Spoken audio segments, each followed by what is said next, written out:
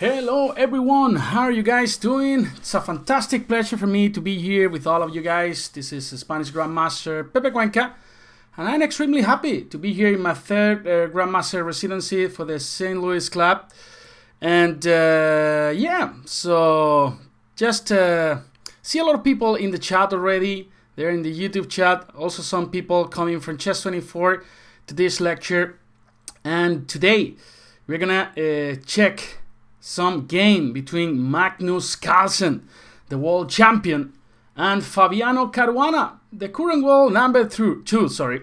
Just please let me know that everything's fine regarding audio and video. Just some comments on YouTube will help, for example. And then we're ready to go to examine this fantastic chess game, today's endgame class. So, as you guys can imagine, we're gonna examine an endgame that occurred in this fantastic game between Carlsen and Fabiano Caruana. Everything working okay, Jorge Jimenez saying. So the more questions we have in the chat, the more fun will be. And you can give me your opinions, questions, whatever you guys think. And yeah, so maybe we should start already checking this game. So Altibox Norway Chess, first OTB chess tournament, at least top chess tournament, elite chess tournament after the pandemic, or we should say while the pandemic still going on, right? So at least in Spain, still crazy, probably in many places in the world. So let's see if this nightmare ends pretty soon so we can go back to play in OTB chess tournaments, right? So where are you streaming from? I'm streaming from Spain. I'm actually based now in Ibiza. It's a beautiful island. I am from the south of Spain, city called Granada. But I moved to Ibiza for the summer, just, chilling in the beach, just working from home. So there are not so many chess tournaments, right? I can also do my engineering work from home, so everything's fine. And, okay, yeah, it's 2:30 a.m. in Spain. But, I have to adjust to the US time, right? So, but it's cool, I'm like a vampire. Okay, guys, so let's start analyzing this game between Carlsen and Fabiano Caruana. This corresponds to round number 4, where Magnus Carlsen goes for d4 and knight f6 from Fabiano Caruana, c4 and e6. And as you guys know, most of these guys with the black pieces, they're aiming to go for the Nimzo-Indian defense. Actually, one of the most solid approaches with the black pieces. There are several ways to avoid the Nimzo-Indian defense. For example, g3, intend to go for the Catalan. Also, knight f3. And here black has several options. You can go for the Bogo-Indian defense. You can go for c5. And then we reach some Benoni positions. For example, after d5. You guys know how this b5 move is called? So, in which system are we right now after the move b5? Yes, I guess you know. So, exactly, Arian. Blumenfeld. This is a pretty interesting opening with the black pieces. I like the move e4 here, by the way. So, I analyze deeply this variation, this gambit with e4 pawn. Okay, this is another story, right? Okay, so knight f3. But in this position, Magnus Carlsen allows the Nimzo-Indian defense and he plays knight to c3. Okay, so black plays bishop b4. Of course, there are many options here for black available. c5 and d5 again. We enter in the Benoni and also d5, right? Entering in the Queen's Gambit positions. But okay, bishop b4, the Nimzo-Indian defense. This is a really natural move. Black develops a piece and black is ready to castle short in the next move. Also, black is ready to give up the bishop pair, but in return, probably he's going to ruin white's pawn structure after taking on c3, right? Okay, so here, again, different approaches. For white, you can play knight f3, you can play e3. You guys know what's the idea behind e3? There are two ideas, actually, behind the move e3. In many positions, you want to go bishop d3, and also you can try to develop the knight to e2 in these types of position. Not f4. f4 is actually not a very good move there, but the idea in many positions just go knight g to e2 and Later, we can push this bishop with a3. In case black takes on c3, this knight is ready to take back on c3. That case, we won't ruin our pawn structure, right? So that's why knight g to e2, it's really great idea too. But in this position, Magnus Carlsen goes queen c2. It's a really natural move, just intending to protect this knight on c3 in case that black takes on c3. Again, we won't ruin the pawn structure. By the way, we have time at the end of this lecture. We will analyze artistic puzzles, from Reti. Reti was one of the best chess players in the beginning of the 20th century, and also he gave some nice contributions to opening theory with the move knight f3. But okay, queen c2. Here black goes short castle. Again, different options. d5 here, c5 is also a possibility, even d6. But okay, short castle from Fabi and a3 from Magnus Carlsen. Just kicking this bishop on, forcing this bishop to take on c3. And of course here we take with the queen, right? So we don't want to take with the pawn. Precisely this move, queen c2, was just made to take with the queen on c3, and we keep our structure healthy, right? Here black plays d5 and bishop g5. Okay, and in this position it's true that we have the bishop pair with the white pieces, but in return we have not developed all our pieces on the king side. So that's why it's perfectly playable for black, and we'll have some troubles. We need a lot of tempi actually to develop our king side, right? Why not bishop d2? Of course, bishop d2 is another possibility here. It's a really playable move, so that's completely fine. AZ. But okay, bishop queen c2, short castle, a3, takes, and d5. As we were saying, we still have a lack of development on the king side, so that's why black, in many occasions, they want to open the position up, so they want to fight against our king in the center. So d5, and here bishop g5 from Magnus Carlsen, and d takes c4. Taking this pawn, so we have to take this pawn back. And what's the worst piece for black? Basically this bishop on c8, because now it's not enjoying the position because it doesn't have a proper diagonal. So that's why black plays b6. Now this bishop can join the party by b7 or a6. Yes, Mustache, this is live. So you can ask me any questions that you want, or give me your opinions. Talk about life, talk about love, and whatever. Yeah, it's a sad bishop, right? But now Caruana wants to activate this bishop by a6. So here there are two main options, and one is to go knight f3. The second one is the move that Magnus Carlsen plays, rook d1, which is a little bit more flexible. And now black plays bishop a6. Now the first question for you guys, where would you go with the white pieces? There are many healthy moves here, let's say, for white. But there's one that probably is a little bit more precise than the others. Jorge Jimenez says queen a4. Why? What's the reason behind going queen a4? Queen c3, queen c2. Yeah, queen c2 is fine. Queen c3 is fine. But I like queen a4. You know why? Because black wants to develop this knight to d7 at some point. Yeah, so if we go queen c2, just knight b to d7, and then at some point black is gonna get ready to strike in the center with c5. So that's why with the move queen a4, we pose some troubles to black player, right? Because now it's gonna be tough for him to develop this knight to d7. At least he will have to lose another tempo by playing bishop b7 first, right? Or something like that. In this position, Caruana plays h6, asking this bishop where he wants to go. Would you take on f6 in this position? Or would you retreat that little guy to h4 or to c1, maybe d2, maybe e3? Yes, I'll be working here for 2 weeks at least until the end of this month. So we'll be analyzing games of the day. I'll be playing against you guys in some Banter Blitz sessions. So we're gonna have a lot of fun during this 2 weeks. So where would you go? With the bishop to h4? Would you take on f6 maybe?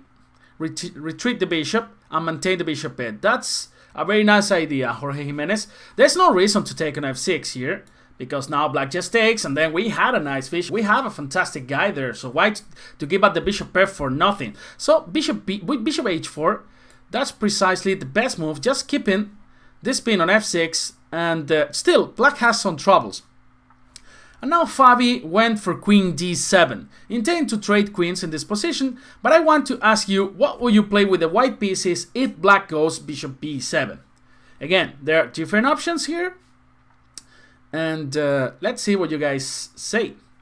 So I'm gonna give you like 4 or 5 candidate moves. So let's say knight f3, let's say knight h3, e3, f3, queen c2 back.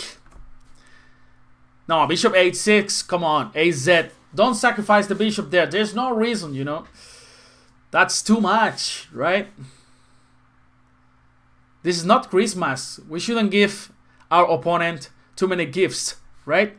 e3 and f3, c2, queen c2, e3, Mr. Mustache.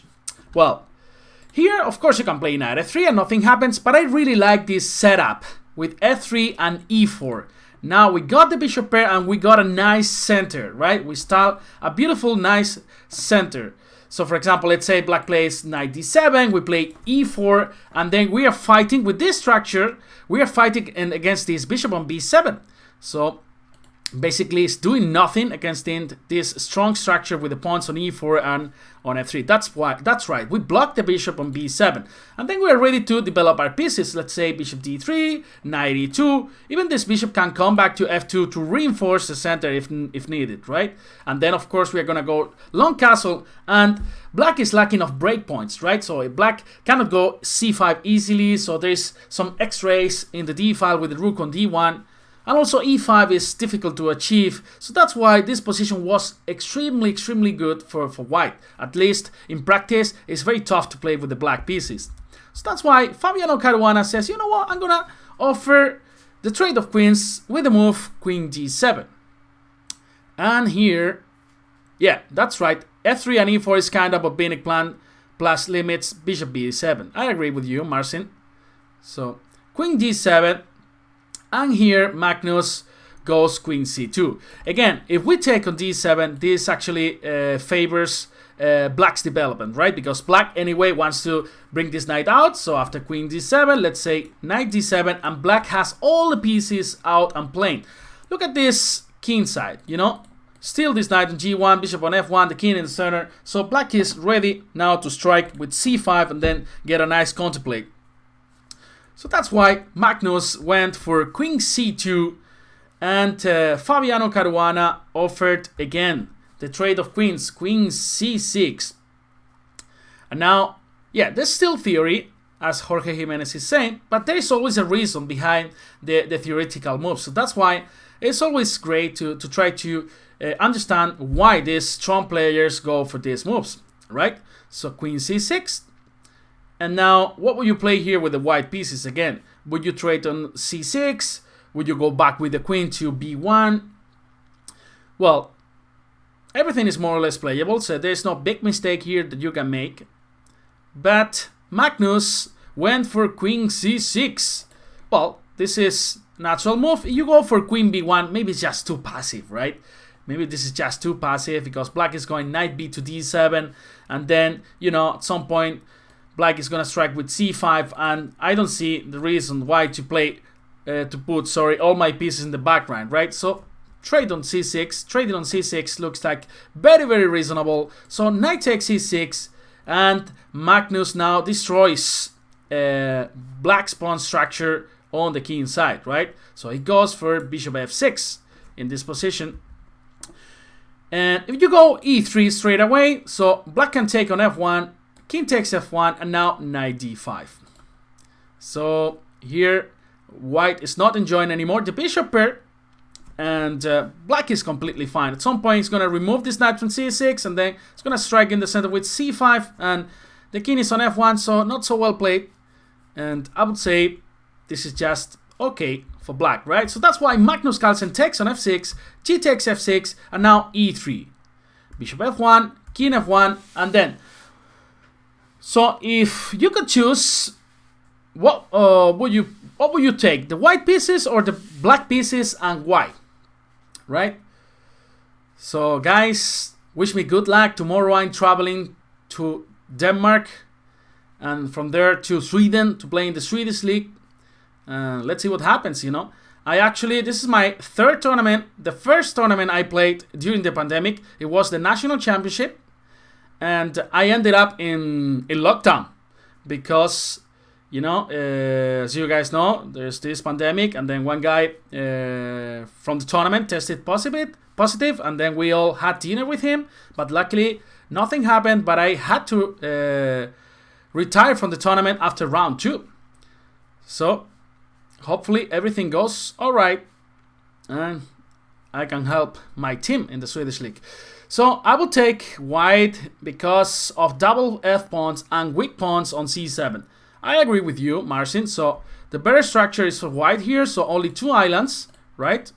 So 1 island and 2 islands, right? And black has 3 islands, so 1, 2 islands and 3 islands. So in the long term, black could suffer actually in this kind of position.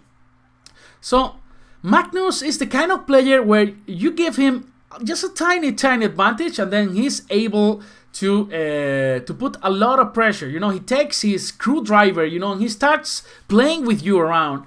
And this is what he does in this game against Fabiano Caruana. So Fabiano plays knight a5, intending to go c5 as we were saying. So knight a3. Still c5 is not a good option here. Right? Because after taking on c5, then this pawn is going to end up a little bit weak. So that's why Fabiano goes for knight c4.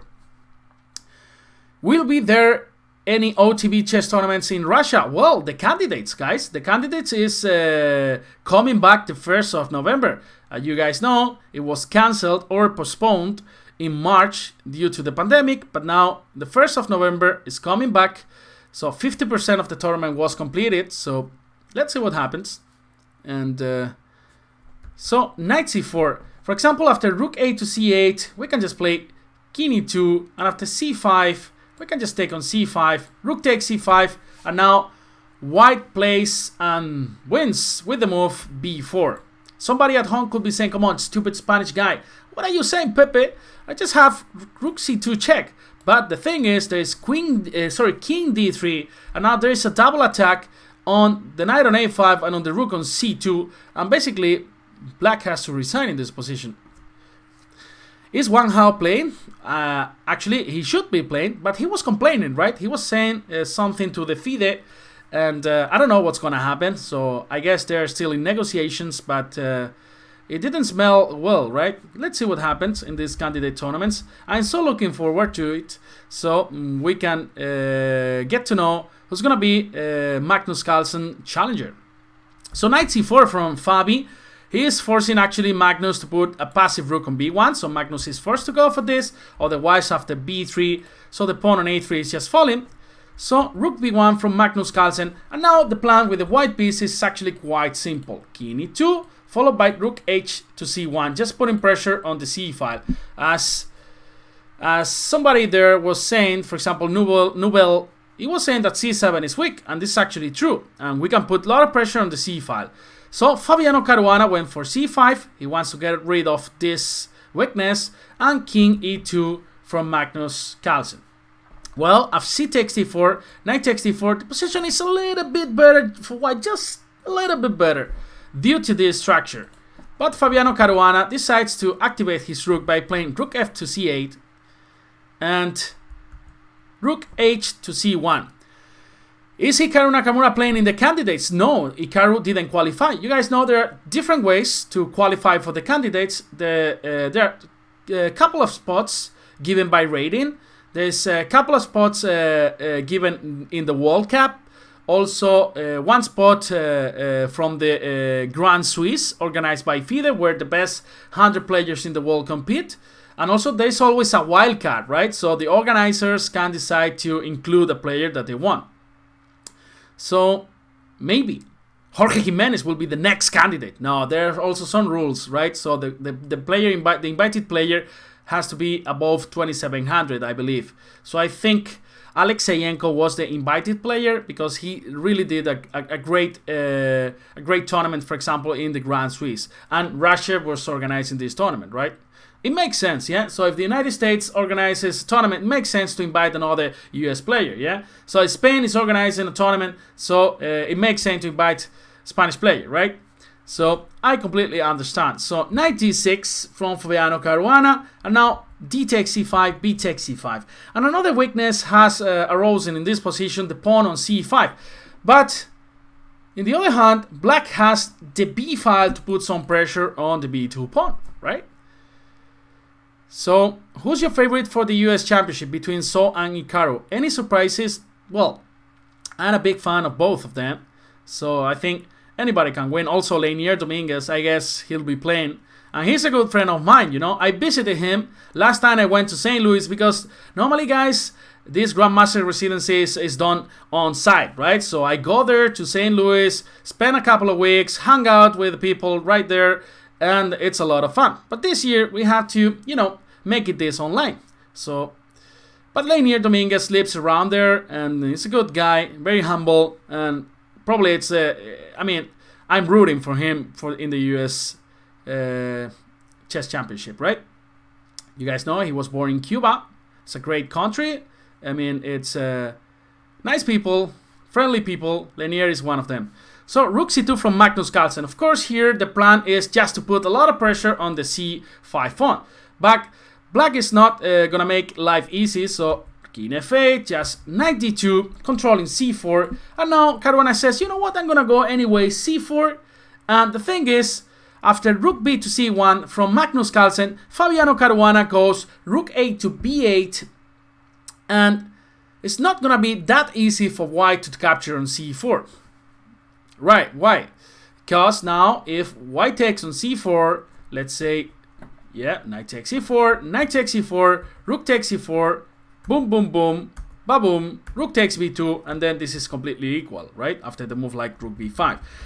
But Magnus, as you know, he's always tricky, and then he plays king f3. And now, do you think that white is threatening to take the pawn on c4 in this position? Jorge, Mustache, Ariane, Ahmed? You think white is threatening actually to take the pawn on c4 or not? There's no problem for black because the pawn on b2 is just hanging. So a move like king e7 is possible in this position, or even king g7. Let's say king g7. What do you think about this move? Well, you gotta be extremely careful in this position, because now you can actually take the pawn on c4. Yeah, it's true that the pawn on b2 is gonna fall, but also the pawn on a7. So knight takes c4, rook takes c4, rook takes c4, rook takes c4, rook b2, rook c7, and now there's no way of protecting this guy. So a5, rook c5, a4, rook c4, and finally you grab this guy here. Has a juicy sauce, this pawn on a7. It's true what Chess King is saying. It might be a draw at the end, but it's gonna be a lot of suffering for the black player, and it's not gonna be that easy to make a draw because the structure is not symmetric on the king side. If there's a pawn on g6, black has better chances, but with the pawn on h6 and the rest of the guys on the f file, on the e file, white has better chances to win this game. So that's why Fabiano Caruana in this position has to find the best move, and he didn't. What will you play here with the black pieces instead of king g7? You have better ideas now that you know the plan. Once the king has gone away from e2, so there's no rook b2 check, white is threatening to take this pawn on c4, followed by taking that guy on a7. So what should we do here with the black pieces? It's a really tough move. So yeah, Chess King gives a brilliant idea that actually was the idea that Fabiano Caruana employed in his game, which is c3, sacrificing a pawn. We'll come to that in a minute, but king e7 doesn't work, Jorge, because of the same reason, right? Knight c4, takes, and then at the end of the day, there's rook c7 check, and rook takes a7. So c3 is very, very interesting, but Magnus had everything calculated. Actually, he was saying that c3 might not be the best move. He was saying that in the confessional room. You guys know there's a confessional room in this Altibox Norway Chess. Also, for example, in this Sinkfield Cup, where the players go and then they give their opinions about the game during the game. So that's why it's pretty amazing. So the best move here was Rook c5. Rook c5. What's the idea behind this Rook c5? Well, after knight takes c4, knight takes c4, Rook takes c4. Now you don't take on c4, but instead you go Rook f5. The point is that now whenever the king goes, you take on b2, and f2 is gonna be a weakness, right? You see the difference? And if Rook f4, sorry, you can take on f4, and now White has two options. If White takes with the king, there is Rook b2, and f2 is under attack. If White takes with the pawn, there is Rook b2, and now if you go Rook c7, boom, Rook b3, check. So this is why Rook c5 was so precise in this position. But okay, Fabiano Caruana goes for c3. Now Magnus Carlsen says, you know what, I don't believe in any of this. I'm just gonna grab this guy here and then enjoy life. And Fabiano Caruana's idea was to play, knight c4, probably on the first side. Okay, he didn't go for knight c4. He went for c3 in the game. I was doing Spanish commentary in Chess 24, and he just played very quickly c3, and then after Magnus took on c3, now he starts thinking for a while, and probably he realized that after knight c4, the position is not that easy for black. Because now knight takes e4, rook takes e4, and now there is a brilliant move here for the white pieces. Of course, black's idea is just to go rook b3, just to capture on a3. So if white goes to protect that guy on a3, now c3 will fall. Greetings from Holland, nice country. I used to visit a lot Delft, for example, Den Haag as well. I love waffles in the Netherlands, you know. And actually, it's a really interesting country for an engineer, for a civil engineer. You know, I was about to work in a very important company, which is called Deltares, which works with flood risk management. Of course, flood risk is it's a really important topic in the Netherlands. But I finally ended up working in Germany as a researcher. So finally didn't go to the Netherlands, but would have loved to. So what's the idea here for white? Now that you guys know the plan for black, which is rook b3.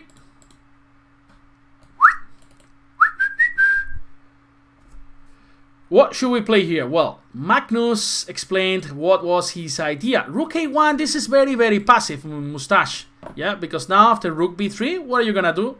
You cannot protect both weaknesses. You gotta play actively, sorry. Not passively, yeah? Active moves. So, d-file, that's right, Mark and Tracy Johnson. Wow, this looks like a perfume, yeah? Johnson's Baby, you know? You guys use Johnson's Baby in your country?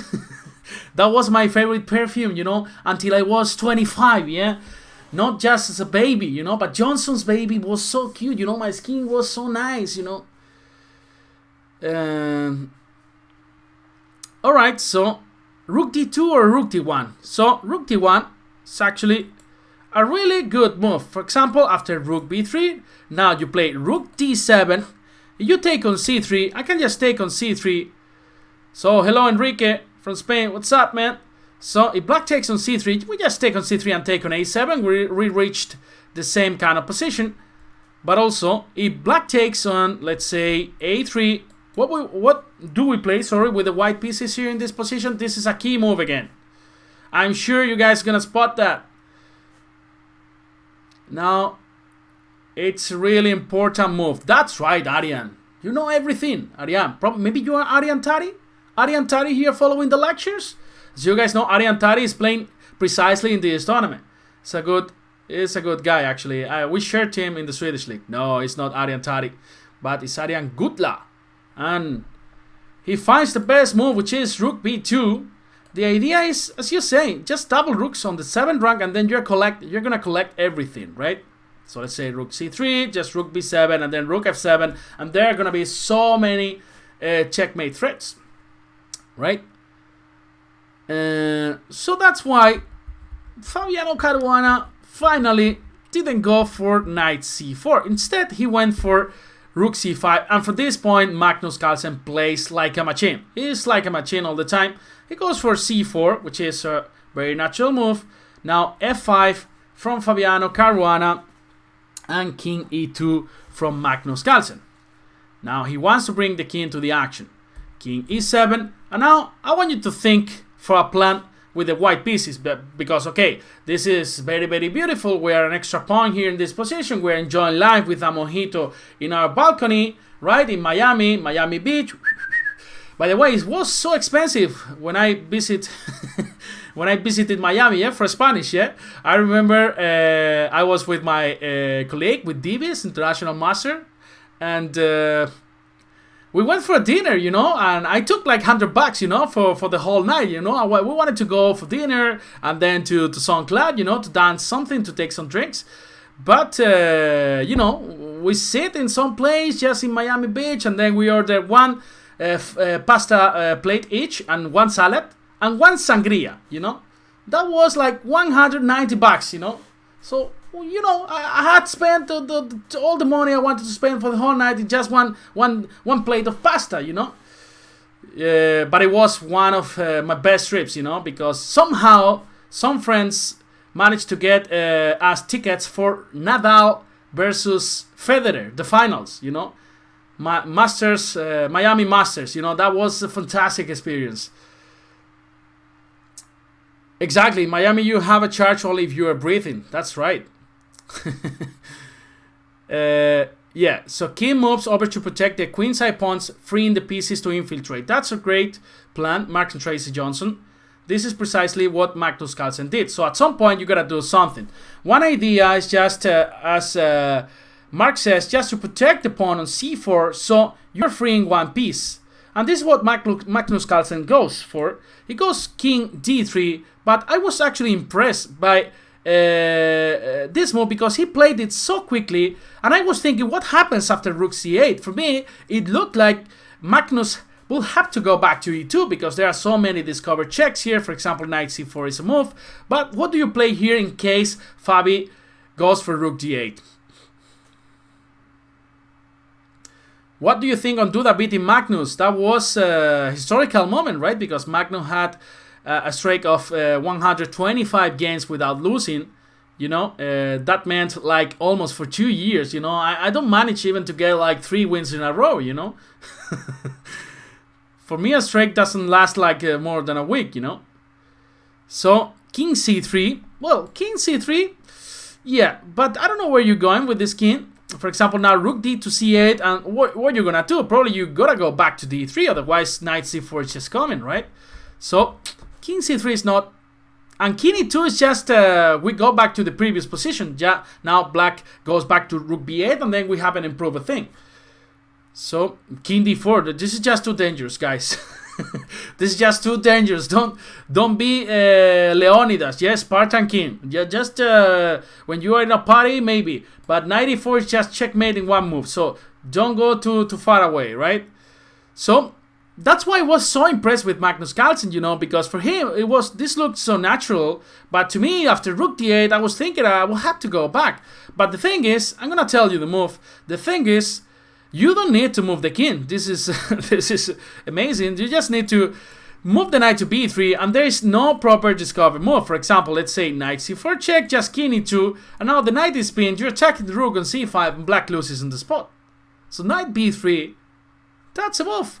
Black has to retreat the rook, and then we push with c5. Okay, I can understand that a strong player sees this, but Magnus just played king d3 like in 30 seconds. That's why it keeps impressing me all the time, you know.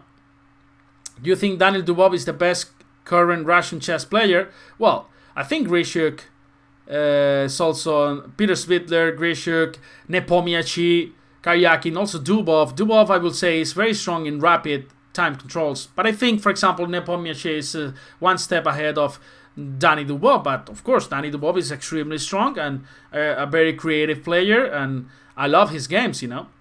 Artemiev as well. So Russian team is a little bit dangerous, right? So king d3, and Caruana doesn't go for rook d8. Instead, he brings the king to the action, king d7. And now, rook c3. Well, I was about to ask you this question, but what do you think is the idea behind rook c3? Let's see if you guys find the plan, sorry. Jorge, Ray Dominguez, Mark and Tracy Johnson, Joel. That's right, blue. Rook b3.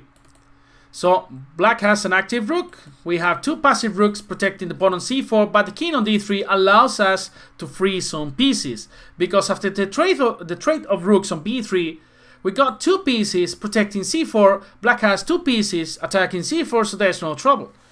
So that's why this plan, which looks like so innocent, it's so strong, you know. That's why sometimes looks like Magnus Carlsen is basically doing nothing, and I don't know how he manages to beat like super strong GMs like if they were babies, right? So that's right, we have an extra pawn, so we just need to prevent counterplay. That's right, Arya. So in this position, Caruana was already desperate. He was low on time, and he went for rook c6. So c5 from Magnus Carlsen attacking this knight. He goes for another step. Now this knight is going back to e8. Now he's got a passive knight, and now Magnus Carlsen improves this knight from d2. Now this knight from d2 was in a passive role, just protecting Carlitos. We call in the Spanish commentary, we call this pawn Carlitos, you know. We got two pawns, well, three pawns. Aristoteles, great philosopher, Carlitos, the c pawn, and Facundo, the f pawn. So knight f3, now this knight is actually threatening a fork on e5. And black has to do something about that. And Caruana goes for rook a6. And Magnus Carlsen goes for knight e5 check, attacking f7, king e7, and king e2. Now again, another fantastic move from Carlsen. Now he frees this d3 square for the knight in case black goes for f6. The knight on d3 is fantastically placed because not only prevent black from going rook b2, but also protects the c5 pawn. So knight f6 from Fabiano Caruana probably is trying to bring this knight to the action via d5, and rook 1 to c2 from Carlsen. Again, preventing counterplay from our opponent. Knight d5 and rook d3. Everything's covered. And now, at some point, we are ready to push the c-pawn, right? So, rook c8 from Fabi and rook b3 from Carlsen. So now that black has to, pay attention to the c-pawn. Now we occupy the open file. And now, after knight d3, all our pieces are extremely well coordinated, right? So, rook c7 from Fabi. Rook b7 was a threat. And now, just rook c4. Improving step by step the pieces. Now a4 is going to be possible, maybe rook b5 later, also some rook h4 lift to attack the h6 pawn. Of course, we gotta take attention to this pawn on c5, right?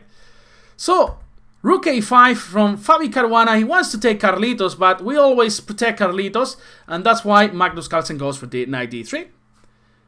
Pepe, do you think that it's possible that Real Madrid create a chess club? Do you see it as a possibility?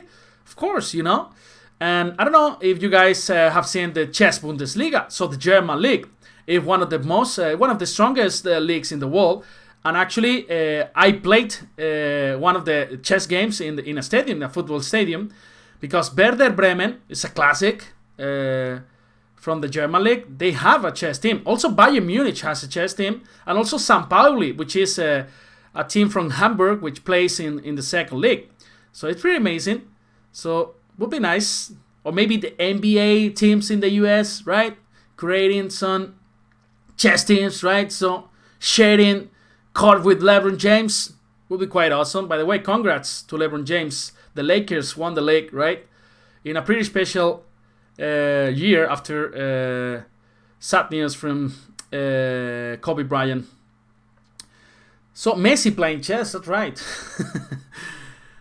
I don't know if you guys know about Quique Setién. He's the DT from Barcelona. He was the DT of Barcelona. He is a very decent player. He's got 2060 rating points, FIDE rating points. So he's a very decent player. Also Granero from Real Madrid. He is a very decent player. He has actually participated in our streams in Spanish commentary. Okay, knight d3, e5. Now this is desperation from Fabiano Caruana.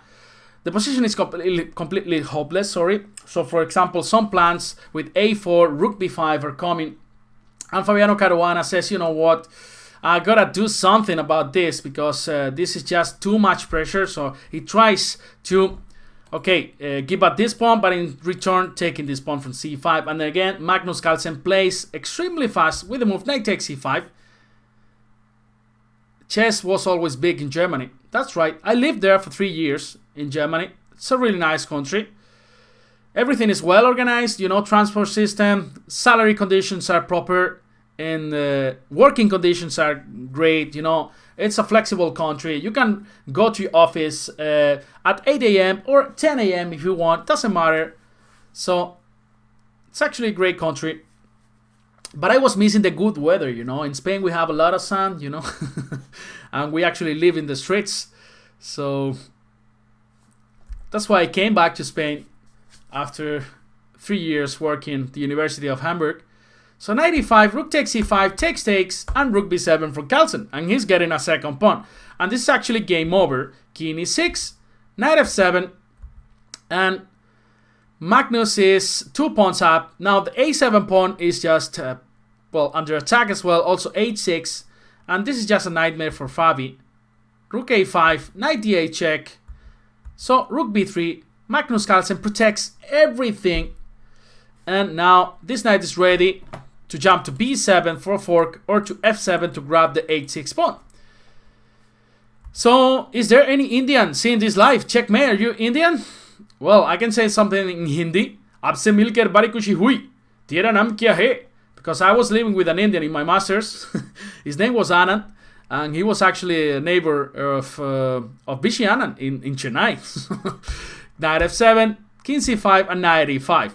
And now Magnus Carlsen is just bringing this knight to the center of the board. And after a few moves, Fabiano Caruana had to resign. Here, knight f4, another precise move for Carlsen, and Caruana decided to give up in this position. After knight f4, you can take with the pawn, but also rook b4 followed by rook f4 guarantees white a decisive position. So we still have 15 minutes.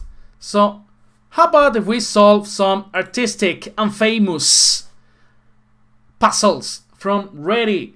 As you guys know, Reti, well, made some interesting contributions to opening theory, and with the move knight f3, which is one of my favorite openings, the Reti.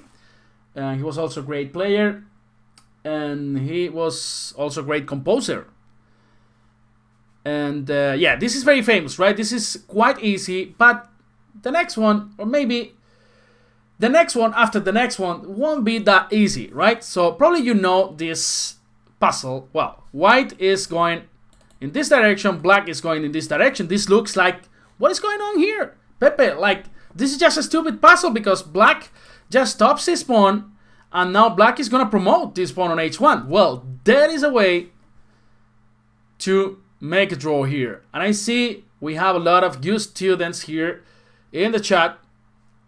And are you surprised by how well Fiducia is doing in the classical games? Man, I was so surprised when he beat Magnus Carlsen in the Bantamblitz Cup. I don't know if you guys followed the Bantamblitz Cup. It was actually our invention in the Spanish Chess 24 section. So the first edition was only in Spanish. It was so successful that we wanted to extend it to English too. So at the end was one of the most exciting tournaments in the world, right? And Magnus Carlsen was facing Fiducia in the finals. And he beat Magnus, actually. I was doing commentary in that final. I was so excited, you know. It was such an amazing final. But I thought he wouldn't be so strong in the classical time controls. But he's proven me that I'm wrong, right? With this amazing tournament that he's playing. He's second right now after Magnus Carlsen. Still 2 rounds to go. And right, so how do we play? Yeah, so this puzzle proves that the straight line is not always the quickest path in chess, right? Because as you guys know, to reach, for example, this square from h8 to h4, you can reach it by going straight line with h7, h6, h5, and h4. You need 1, 2, 3, 4 moves, but you can also do 1, 2, 3, and 4. So that's why geometry is kind of different in chess, right? So in this position, black moves and makes draw. So it goes king g7, h4, and king f6. Well, so what happens here? Well, if black goes h3, which looks winning, now we go king e6. And suddenly, we're going to promote as well this pawn. h2, c7, black tries to stop that pawn, and now king d7, and this is a draw. But this is not the most astonishing variation, because now you could think that actually black just plays king b6, stops the pawn, and now black's ready to continue with h3. So what do you play here with the white pieces? You go for king e6, you go for king e5, or what? King e5. Who votes for king e6? Nobody is giving €1 or dollar or bucks for king e6. Nobody voting for king e6. So that's right, king e5. This is a fantastic move. King e6 is just garbage, as Arian is saying, right? King e5. What are the threats? Okay, if we manage to get f4, the king to f4, then we stop this pawn. So if black takes on c6, now we just play king f4 and then we stop that pawn. If black goes h3, again, we're gonna promote with the move king d6, h2, c7, h1, c8, draw, king b7, king d7, draw. So, okay, this is very well-known puzzle, right? This is just a little bit for warming up. Do you guys know this puzzle? Black plays and makes draw in this position. Well, so basically this is also very tough, right? Because black is just going in this direction, and also black is just stopping this pawn from b5. So who knows this puzzle? Chesskin? Yeah, Reti made this. That's right, Chesskin. And so I got plenty of these artistic endgames, which I'm gonna show you maybe in the next lectures. Yeah, so the next Tuesday, right? So today's Tuesday. I don't know where I live anymore. I don't know where I live. And yes, today's Tuesday, right? It's already Wednesday in Spain. But okay. King g7, king e7. But what's the idea? You gotta see the whole line. What's the idea? It's not valid just to play the first move, right? And then hope for the best. You really have to calculate everything in this position. The same Reti idea. That's right, my man. Arian is... That's right. We need to get closer to b5. So, because you have to change your mind. So, it doesn't mean that you run to this part of the board. It doesn't mean that you are not trying to stop this pawn. Because probably from this square, you can also reach g1 like with the same velocity, right? As if you go in the straight line. So, if you go e7, this is clear that you're going to lose. After bishop b5, let's say king g7, just g5, g4, g3, g2, g1, that's a queen. So, you're going to go e7. And if you go king g7, just go g5 again, king f6, g4, what are you going to do? You're just losing. So that's why the best move is king e7. What's the threat? The threat is to go king f6 in the next move, e7. For example, if black does something stupid, let's say king b6, just king f6, attack this pawn. Black has to protect it, e7, bishop b5, and now we take this pawn with a draw. So that's why king e7, now black plays g5. Now we continue with king d6. Black plays g4, and now what do you play? What do you play here with the white pieces? This is a key moment again. King c5. Are you sure? King c5? Think about it. Chess King voting for King c5. Aryan Gutla voting for King c5.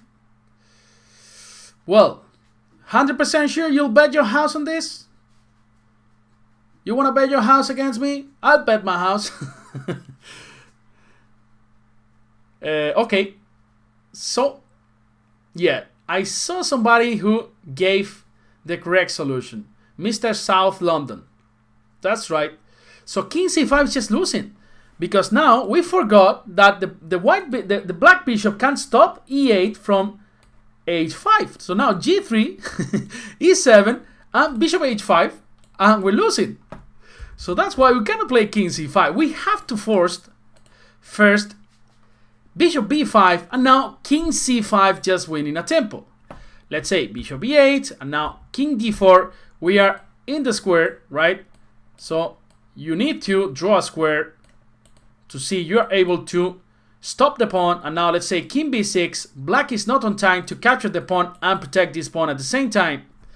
This was a nice puzzle, right? Let's say king e3, king c5, king f4, and black is not on time. So only move here to keep in the game, bishop d7, and now e8 promoting, forcing this bishop to go there. Now king g4, and that's the draw. That's why puzzles, are not so easy. And now I'm gonna show you the last one. The last one. Stopping the pawns. We could name this puzzle. Wow. Oh, my ass is, it's hurting, I've been sitting here like for 12 hours today. I was recording a video series in the morning, then working in my engineering project, then doing commentary in Spanish for Norway Chess for 5 hours, then teaching some kids class, and now here with you guys. So now king f2, king takes g2.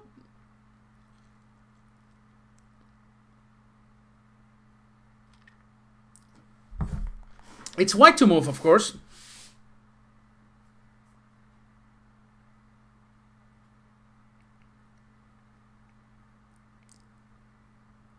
So it's sorry, white to move, white to move, white to move. That's right.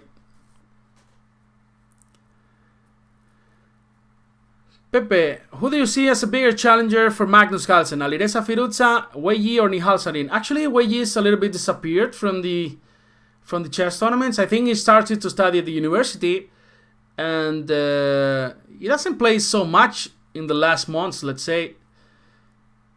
And Nihal Sarin is still very young. He's extremely strong. He's very humble. I have met him in different tournaments. As a commentator, I was there. He was playing, and he's very, very nice and very strong. But still, I think there's a difference between Firuza and Nihal Sarin. I think we all agree. And, well, let's think about, the first move that comes to your mind. I think we all agree, right? It's king takes e2. It's king takes g2. Jeffrey Sean, yeah, it's a super strong player from the States. I agree. Yeah, king g2. Who votes for king g2 in the chat? Hassel votes for king g2. AZ votes for king g2. Somebody else? So, basically there are like 3 candidates move, let's say. One is king h2, king f2, or king g2. Moving the rook doesn't, help at all. And don't capture this pawn. Okay, because e1 queen, it's winning on the spot. So, yeah. Sometimes the logic, it shouldn't be the easiest move. Sometimes that logic works, yeah? So in this case, king g2, it's a mistake. Let's try to understand why. So king e4, so white cannot capture this pawn on c2. And now king f2. And what do you play here with the black pieces? Black plays and makes a draw. Oh, Mick Tal, there in the YouTube channel. It's a well-known user in the Chess24. I'm also, these shows are going to be in Chess24 as well, guys. So, in the shows page, this show, it's embedded. So, you can chat over there as well. I'll be paying attention to that chat as well. I want to hear rat-ta-ta-ta, but for that I had to play some games. We're gonna stream as well some Battle Blitz sessions. It's, quite a bunch of hours, so we'll have time for the rat-ta-ta-ta, yeah? Right, so E1, Jorge, that's right, E1. Beautiful puzzle, right? King D3. It's not working because of King E1, and now King C3, only move, King takes E2, King B2, King D2, and now white is on time. So that's why only move E1. Now white is forced to take with the king. If we take with the rook, there is King D3. There is nobody that can stop King D2 with a draw. So King E1 and King D3, and now there's some kind of suspense for white. So if you go with the king to F2, F1, there's King D2 with a draw. If you go Rook A1, you can just waste another tempo with King C3, threatening King B2, and if Rook C1, just King D3 with a draw. So that's why King G2 is not working. You gotta play King F2. And now this is gonna get even more beautiful, guys. So King E4, King takes E2, and now King D4. This is very, very tough. What do you play here with white?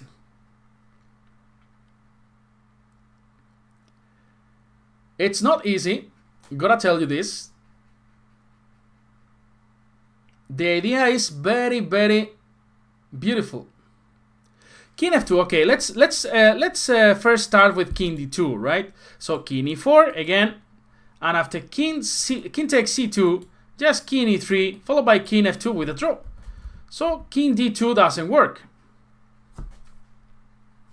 King F2 doesn't work because of King D3. So,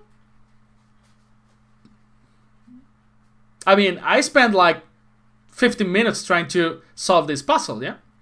That's right, Arian. Rook G1. And somebody could say, what's the idea behind Rook G1? Well, of course, now, if black goes King C3, I believe we can just go King E3, and after King B2, just King D2, and white wins. And if black goes King E4, what do we play? We are in the same situation, right? The rook was on C1, and we were in this position. The rook is on G1, and we are in this position. And now there's a fantastic move. The idea is to cut the king on the E file. Rook C1, we are in the same position. That's right, Chess King. Rook E1, this is just a fantastic move. What's the idea? Somebody could say, well, now it's to cut the king. This is a rat-ta-ta-ta move, right? Because now if King D4, we cut the king. And then this king cannot help this guy. And then we capture calmly this pawn on C2, and then we go back to get the G2 pawn. If black goes King F4, then we do the same thing, but on the other flank. King F2, we cut the king, we get this pawn. And yeah, black could play the smart guy, yeah, by playing King E5. But now we continue doing the same thing, King E3. And now whenever black goes King F5, we go King F2. Whenever black goes King D5, we go King D2. That was an interesting puzzle, right? That was quite beautiful. And yeah, so this is the idea. To waste a tempo with King F2, then to waste another tempo with Rook G1, and finally bring the Rook to E1. So I think this is all. We've been here for 1 hour, more or less, and we've seen the game between Magnus Carlsen and Fabiano Caruana from round 4 of Norway Chess. And we've seen 3 interesting puzzles from Reti, artistic puzzles. So, Richard Reti, not John Noon. Richard Reti, one of the best chess players in the beginning of the 20th century. Actually, I have a plane, guys, in 3 hours. I have a plane, no, in 4 hours. So I guess I can sleep like 2 hours, then pack my baggage and then go to the airport. And tomorrow, I guess I'll see you. No, tomorrow I don't see you. But anyway, I'll be streaming all of these days here in this channel. And hopefully we'll learn some interesting thing together. And also I'll play against you in Battle Blitz sessions. So it's been a nice pleasure, as usual. to be with all of you. And yes, see you in the next time. Yeah, see you in the next video. Have a good evening, guys, and take care. Yeah, bye bye.